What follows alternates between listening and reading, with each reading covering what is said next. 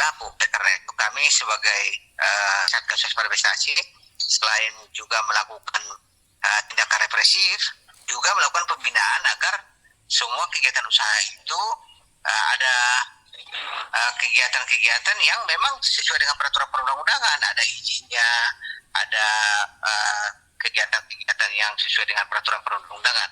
Seperti kita ketahui banyak juga dulu kegiatan-kegiatan yang dulu kita nyatakan ilegal dan mereka sudah mengurus perizinan dan kita normalisasi. Contohnya dulu Top Fusion, kita dulu hentikan kegiatannya, mereka sudah mengurus izin. Eco Racing juga seperti itu, kemudian beberapa kegiatan-kegiatan lain. Jadi kita tidak melulu memang memblokir tanpa memberikan peluang bagi mereka berusaha, tetapi tetap kita arahkan supaya mereka berusaha sesuai dengan ketentuan perundang-undangan, terutama dalam rangka perlindungan masyarakat. Yang kami harapkan dari setiap perusahaan seperti ini adalah ada nilai tambah bagi perekonomian Indonesia, tentunya memberikan kontribusi dalam rangka peningkatan terutama sisi ekonomi para masyarakat yang mengikuti. Jangan melakukan penghimpunan dana yang tidak sesuai dengan peraturan perundang-undangan. Itu yang kami sampaikan saran ke Vityub, dan mereka kelihatannya memang akan menuruti saran dan pembinaan dari kami Satgas Waspada Investasi dari 13 kementerian lembaga, dan kita lihat nanti bagaimana perkembangan pengurusan izinnya. Kalau memang sudah clear, kita akan kaji kembali dan kita akan monitor pelaksanaan kegiatan dari Vityub ini. Oke, Pak Tongam, kalau dilihat dari sisi operasionalnya kan dulu tuh kita sempat tahu bahwa ada yang namanya Mimiles yang juga dihentikan operasionalnya karena himpun dana dari masyarakat, terus ada top up juga, season top up, kegiatan usaha perikanannya juga ada juga di situ Pak, dan tanpa izin.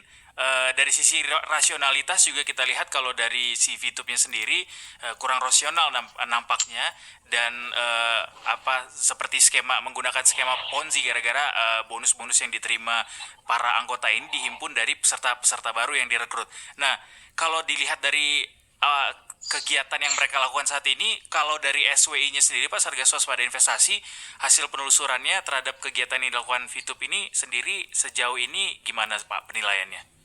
Iya, ini tentu berbeda dengan Mimiles ya. Mimiles itu sama sekali nggak ada izin. Mereka izinnya itu hanya izin untuk melakukan edukasi kemudian mereka melakukan penghimpunan dana dengan top up. Contohnya 3 juta dapat motor, 7 juta dapat Fortuner, 11 juta dapat Alphard. Ini berbeda sekali.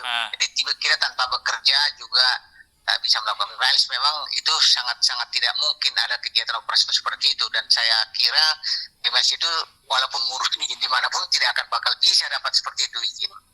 Nah, Vityub ini yang sesuai dengan yang kita diskusikan, fokusnya adalah tidak merupakan kegiatan skema Ponzi dan tidak merupakan kegiatan member, tetapi prinsip utama yang disampaikan ke kami oleh mereka, dan tentunya ini sangat menarik dan merupakan suatu, menurut kami bisa jadi menjadi inovasi juga, bahwa prinsip utamanya mereka tidak mengumpul dana dari masyarakat. Jadi tidak ada pembayar dari masyarakat. Ini yang kita pegang.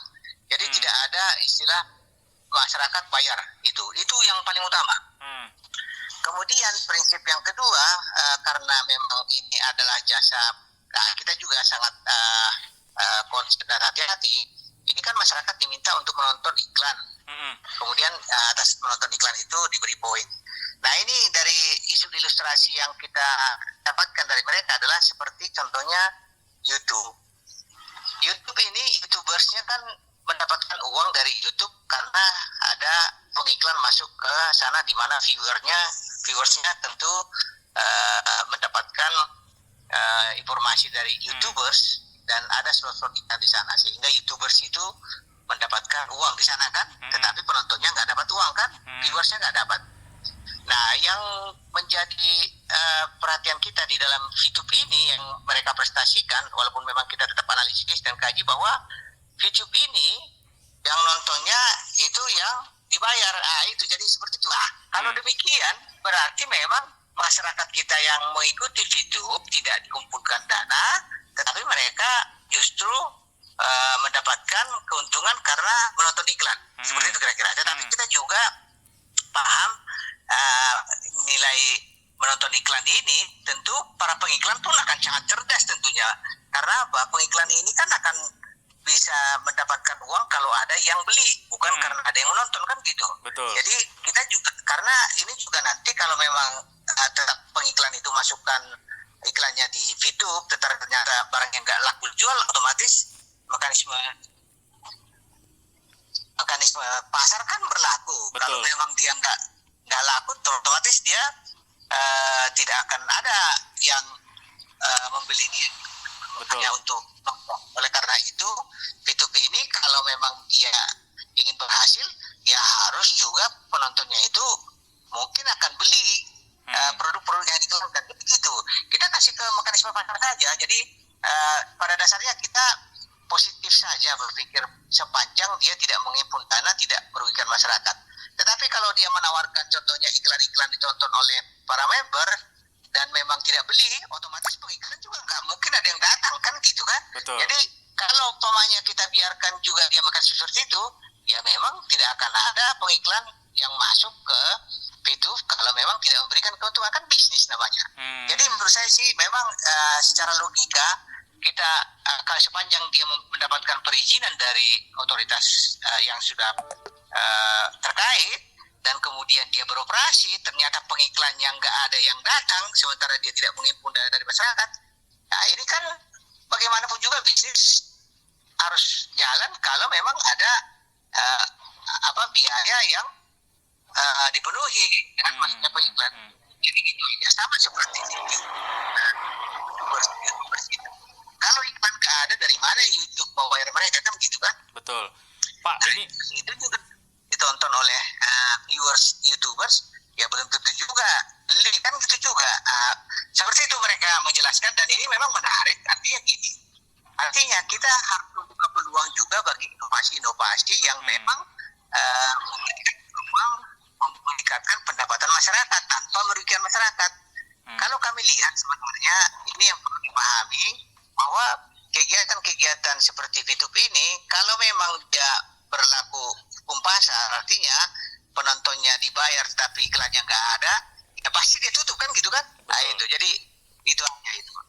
Oke, Pak, ini kan berarti saat ini kan VTube masih belum mendapatkan izin Pak untuk melaksanakan operasionalnya, dan sementara di lapangan Mereka kelihatannya sudah ada izin, sudah IOS sudah ada, dan mereka sudah kirim ke kami dari Kementerian Perindustrian juga sudah ada. Mereka sudah kirim ke kami. Kami saat ini sedang menganalisis mengenai bagaimana kegiatan itu sesuai dengan perizinan. Jadi sudah beberapa bulan ini mereka mengirim surat ke kami, dan sudah ada 2 kali kalau nggak salah kami bahas dengan VTube, dan kami masih belum yakin. Sudah 2 kali, mungkin nanti kita akan bahas lagi, saya nggak tahu, mungkin dalam waktu dekat untuk melihat perkembangan di lapangan. Tetapi kami juga mengharapkan VTube menertibkan semua komunitas-komunitasnya. Jangan sampai ada VTube lain yang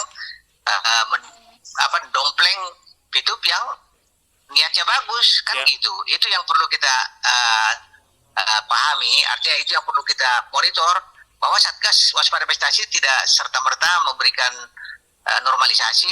Kalaupun saat ini VTube sudah memiliki izin dari otoritas. Karena apa? Karena kita ingin melihat dulu keamanannya, perlindungan masyarakatnya, kemudian kegiatan-kegiatan yang menghimpun dana, kemudian bagaimana dia beroperasi.